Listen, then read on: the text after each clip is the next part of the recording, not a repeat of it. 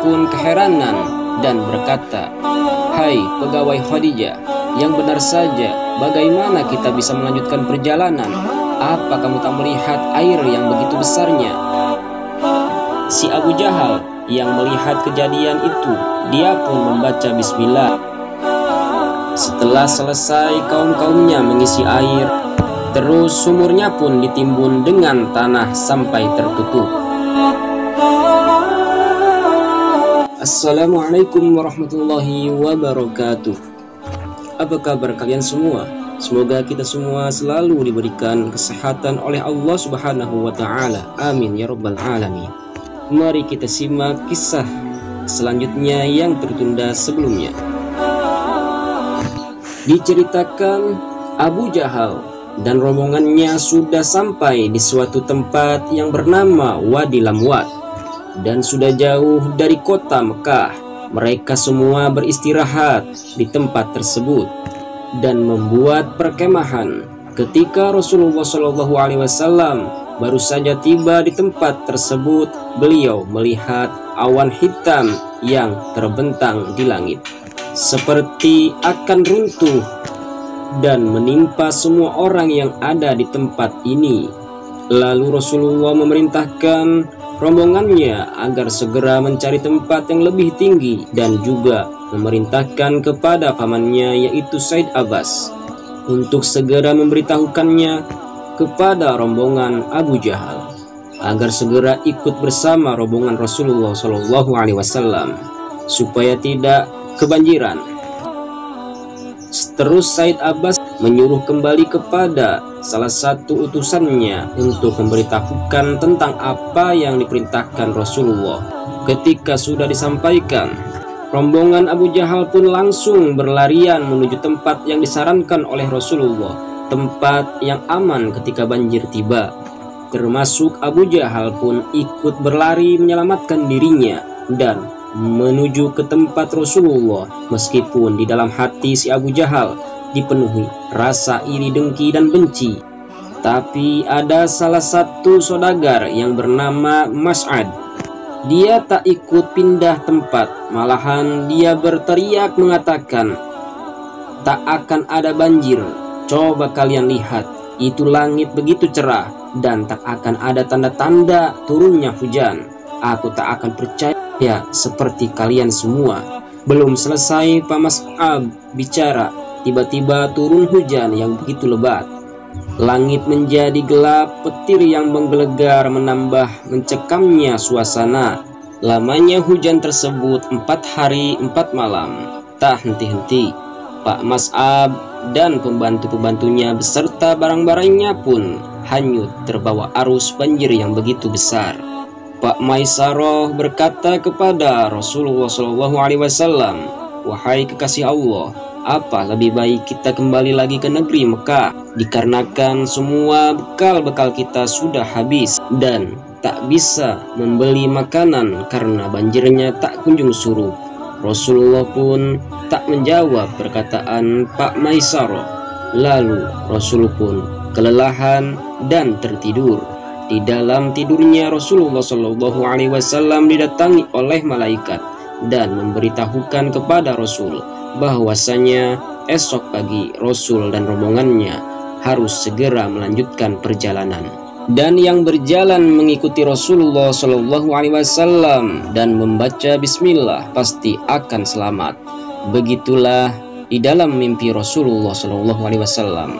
Setelah itu Pak Maisarah mengabarkan kepada semua rombongannya, termasuk rombongan Abu Jahal, bahwa esok pagi kita semua harus melanjutkan perjalanan.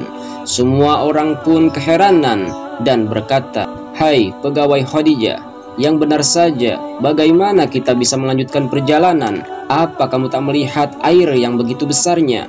Terus Pak Maisarah pun menjawabnya, "Apa yang aku katakan tak akan salah, karena aku pun diperintahkan oleh Muhammad dan perkataan beliau tak akan pernah salah." Mereka semua percaya kepada Nabi. Pada akhirnya di malam itu mereka semua bersiap-siap dan merapikan semua barang-barangnya. Singkat cerita, pagi pun tiba Rasul berangkat di posisi paling depan dan berdiri di pinggir air, menunggu petunjuk dari Allah Subhanahu wa Ta'ala. Tak lama kemudian datanglah burung yang berwarna putih tepat di depan Rasulullah. Lalu burung tersebut terbang di atas air di depan Rasulullah. Terus Rasul memberitahukan kepada mereka semua, kalian semua harus membaca bismillah. Jika ada yang tak membacanya, pasti celaka. Lalu Rasul pun turun sambil membaca bismillah.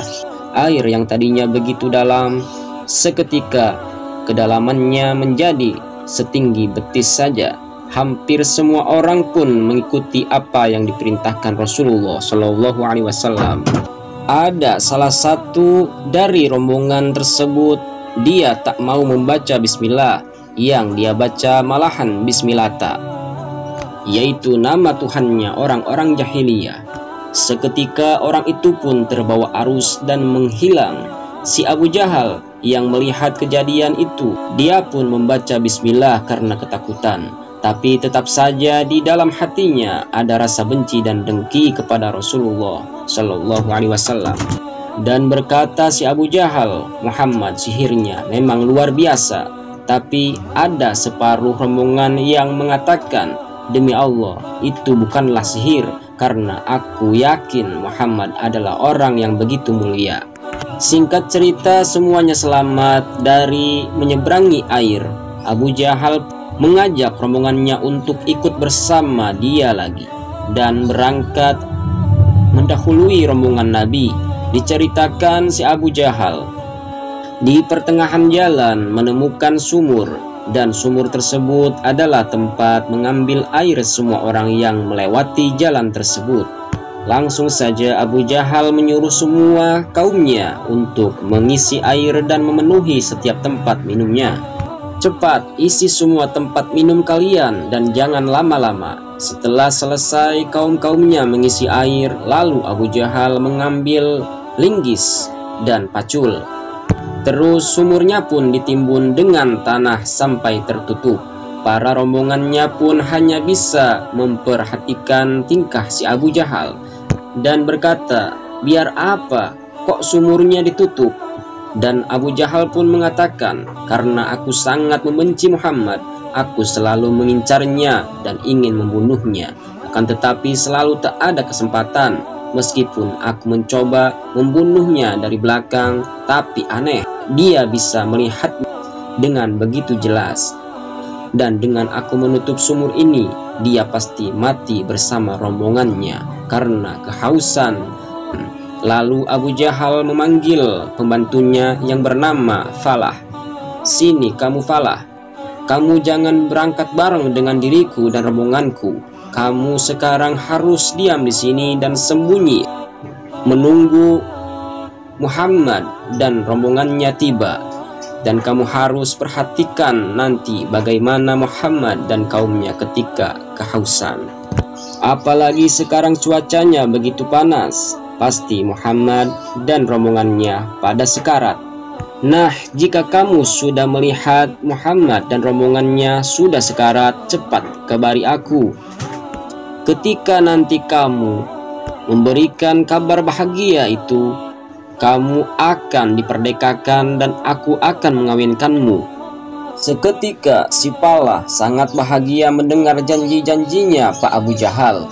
Setelah beres Abu Jahal memberikan tugas kepada abidnya, lalu dia dan kaumnya pun pergi melanjutkan perjalanan.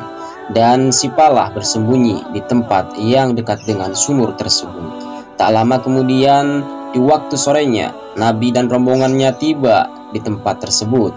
Terus masing-masing dari mereka memasang tenda dan merasakan dahaga. Ketika menuju ke sumur tersebut untuk mengambil air, ternyata sumurnya sudah tiada karena sudah ditimbun oleh si gendeng. Terus mengadukan keadaan itu kepada Rasulullah SAW bahwasanya sumurnya sudah tiada. Jika kita semua tak menemukan air pasti celaka. Lalu Rasulullah SAW mengatakan, memangnya dulu keadaan sumurnya berada di mana? Terus diunjukkanlah keberadaan sumurnya. Dulu sumurnya tepat berada di sini, wahai Tuan. Lalu sumur yang sudah ditimbun diinjak oleh Rasulullah, seketika keluar airnya dari bekas telapak kaki Rasulullah Shallallahu Alaihi Wasallam sehingga tak terbendung. Semuanya merasakan sangat bahagia.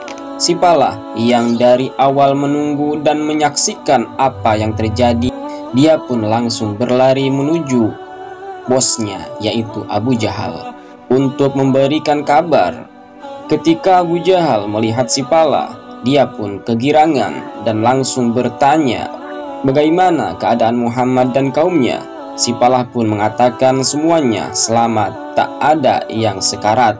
Lalu dia menceritakan apa yang sudah dilihatnya kepada Abu Jahal, dan Abu Jahal pun mengatakan kepada budaknya, "Kamu memang sial.